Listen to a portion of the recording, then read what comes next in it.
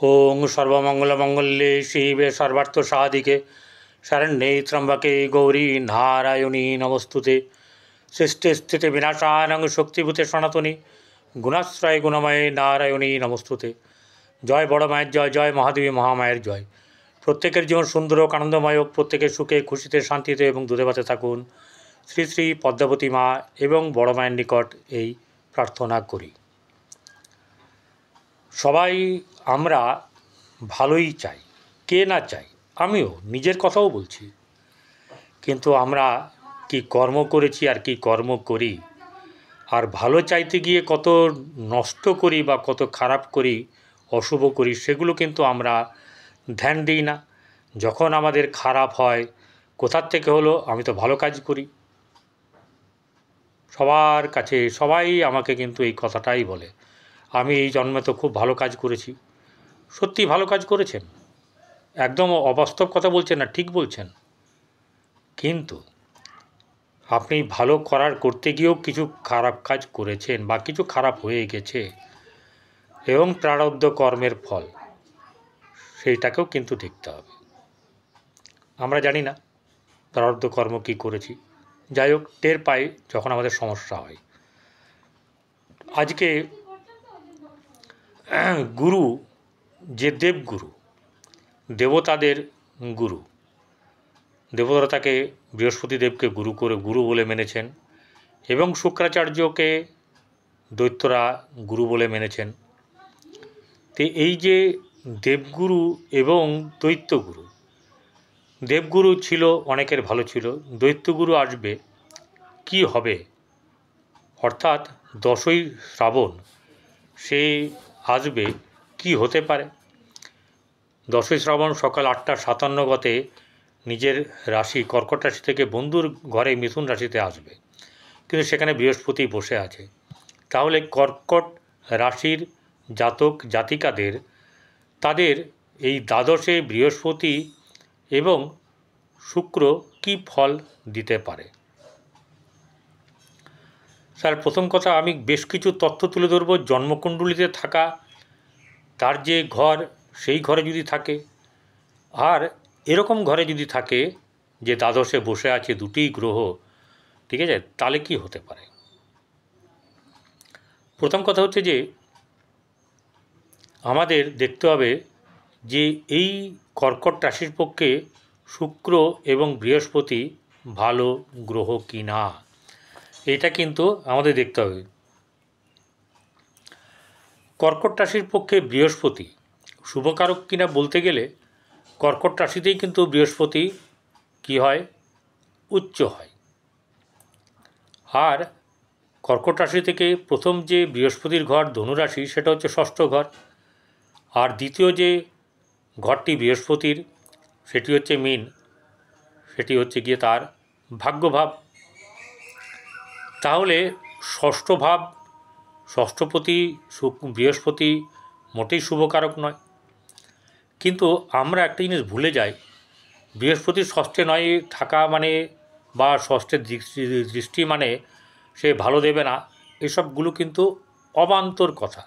ছক দেখে, সময় বুঝে, মানে রাশিচক্র দেখে ব্যাপারটাকে বলতে হবে। কীরকম, ষষ্ঠে যদি দৃষ্টি দেয়, ষষ্ঠ আমাদের রোগ ঋণ শত্রু, সেই জায়গায় কিন্তু রোগের প্রকোপ কমা, শত্রু দমিত হওয়া বা বোঝা, আপনার যেটাকে বলছে ঋণ পরিশোধ হওয়া, এইসব ব্যাপারগুলো তো হতেই পারে, হয়ও, হবেও। এরপরে যে বৃহস্পতি হচ্ছে গিয়ে আপনার ভাগ্যপতি, তাহলে ভাগ্যপতি, আগে এগুলো বিচার করে নিয়ে আরও আসল জায়গায় মানে বেশ কিছু সুন্দর কথা বলবো। বৃহস্পতি কি করছে, ভাগ্যভাবের বৃহস্পতি কি করে, শুভফল প্রদান করে থাকে। ভাগ্যভাবকে বৃদ্ধি করায়, ধর্মভাবকে জাগ্রত করে, আধ্যাত্মিক চেতনা বাড়ায়, পিতার সঙ্গে সম্পর্ক ভালো করায়, আমাদের গৃহ বাইরে থেকে বা রাজ্যের বাইরে থেকে আমাদের দেশের মধ্যে ঘোরানো করায়। দ্বাদশ যোগ হলে, ঠিক আছে, বিদেশ যোগ যদি দ্বাদশের সঙ্গে হয়ে যায়, তাহলে বিদেশ যোগের যাত্রাও কিন্তু সফলতা পায়। এবারে ষষ্ঠপতি দ্বাদশে, তাহলে ষষ্ঠপতি যদি দ্বাদশে হয়, তাহলে ষষ্ঠর জায়গাটা যদি আমরা প্রতিষ্ঠার হিসাবে ধরি, আমাদের কর্মে প্রতিষ্ঠা দেখতে গেলে ষষ্ঠ ভাবকে দেখতেই হবে। দশম ভাব একবারে দেখে যারা দেখে পেয়ে যাবে, ষষ্ঠ ভাব বিচলিত ঠিক মতন নেই, তাহলে কিন্তু কিছু না কিছু গণ্ডগোল থাকবেই। তাই ষষ্ঠর জায়গাটা যদি বৃহস্পতির দৃষ্টিতে থাকে, তাহলে ষষ্ঠের এই প্রতিষ্ঠার জায়গাটাও কিছু না কিছু শুভ ফল প্রদান করবে, কারণ সে নিজেই ষষ্ঠপতি, ষষ্ঠতে দেখছে। তাহলে এখানে ষষ্ঠপতি আবার অন্যজন তো নয়, সে নিজেই ষষ্ঠপতি, সেখানে দৃষ্টি দিয়ে আছে। তাহলে সেই জায়গাটাকে যতটা পারবে সে, কারণ তার অমৃত সমদৃষ্টি সুস্থতা, মানে মানে কী বলবো, সুস্থ এগুলো প্রদান করে থাকে, অর্থাৎ শুভত্ব বয়ে নিয়ে আসে। কিন্তু কথা হচ্ছে দ্বাদশ যখন বৃহস্পতি যুক্ত হবে, তাহলে সেটা বাইরে গিয়ে শুভ হতে পারে, বাইরে ভাগ্যের বৃদ্ধি সম্ভব, বাইরে প্রতিষ্ঠা হতে পারে, এই ব্যাপারটা সম্ভব। কিন্তু আমি কি বিচার করছি? গোচর বিচার করছি। আপনারা দেখছেন জ্যোতিষাচার্য পরিতোষদের এই জ্যোতিষ চ্যানেল, যেখানে আমরা রোজ শুনি হচ্ছে গিয়ে গোচরে বিচার শুনি, যেটা কারোর পার্সোনাল ছক নয়, জন্মকুণ্ডলী নয়। দেখতে গেলে নিজের জন্মকুণ্ডলীকে আগে দেখতে হবে, সেখানে সেই যোগটা আছে কিনা, মহাদশ অন্তর্দশা পারমিট করছে কিনা, গোচর বলছে কিনা, তাহলেই কিন্তু একযোগে যাত্রা হয়ে যাবে, পৃথক ফল হবে না। তাহলে বিদেশের সঙ্গে যদি যাওয়ার ব্যাপার থাকে, এই সময়তে হয়ে যাবে যদি জন্মকুণ্ডলী বলে। এরপর হচ্ছে গিয়ে এই বৃহস্পতি আবার চতুর্থভাবে দৃষ্টি দিয়ে আছে। তাহলে চতুর্থভাবে দৃষ্টি দিলে, কারণ বৃহস্পতি শুক্র ছাড়া অন্য কোনো কথা আমি বলবো না এখানে, চতুর্থভাবে দৃষ্টি দিলে চতুর্থের ভাবকে উজ্জ্বল করে তোলে। মায়ের সঙ্গে সম্পর্ক, বন্ধুবান্ধবের সঙ্গে শুভ সম্পর্ক, গাড়ি বাড়ি ইত্যাদির ব্যাপারে অগ্রগতি হওয়া, এরকম ধরনের মন মানসিকতায় বেশ এনার্জেটিক থাকা, এইসব ব্যাপারগুলো বেশ ভালো থাকবে। এইবারে শুক্র আছে, শুক্রের কথা বলবো, তারপরে বৃহস্পতি শুক্রের কথা বলবো একসঙ্গে। শুক্র হচ্ছে যত রকম ভোগবিলাস আছে, যা আমরা ভোগ করি, সবই কিন্তু হচ্ছে গিয়ে আপনার এই শুক্র। চারিদিকে তাকিয়ে দেখুন, যত সুন্দর জিনিস, যত প্রয়োজনীয় জিনিস, সব কিছুই প্রায় শুক্র। গৃহ যদি সুন্দর না হয়, তাহলে শুক্রের দোষ। কিন্তু ছোট মধ্যেও গৃহ শুভ যদি থাকে, মানে সুন্দর করে রাখেন, তাহলে কিন্তু শুভ হবে, শুক্র প্রাধান্য পাবে। নিজের সাজগোজ, নিজে সুস্থ থাকা, নিজেকে পরিষ্কার পরিচ্ছন্ন রাখা, ভালো জামা প্যান্ট, কাঁচা জামা প্যান্ট পরা, এইসব ব্যাপারগুলো শুক্রকে উন্নীত করে। এই রাশির পক্ষে শুক্র হচ্ছে গিয়ে চতুর্থপতি এবং হচ্ছে একাদশপতি, কেন্দ্রপতি। অর্থাৎ শুক্র চতুর্থের জায়গায় চতুর্থের সুখটাকে, ভোগটাকে বাড়িয়ে দেয়। বন্ধুবান্ধবের সঙ্গে ঘোরা ফেরা, খানা পিনা, এইসব ব্যাপারগুলো যেমনি হয়, তেমনি ভোগের যত কিছু বন্ধুবান্ধবদের মাধ্যম দিয়ে হওয়া যায় সে দেবে। মা তার নিজের সন্তানকে ভালো ভালো রান্না করে, ভালো জিনিস দিয়ে, ভালো পোশাক দিয়ে, ঠিক আছে, সুস্থতা স্বচ্ছতা রাখার চেষ্টা করবে। একাদশ কী? একাদশ হচ্ছে লাভ স্থান, আয় স্থান, সাফল্যের জায়গা, লিকুইড মানির জায়গা। ক্লিয়ার? এই জায়গাটাতে কিন্তু শুক্র শুভ ফল দেয়, যেটা এখন দিচ্ছেও।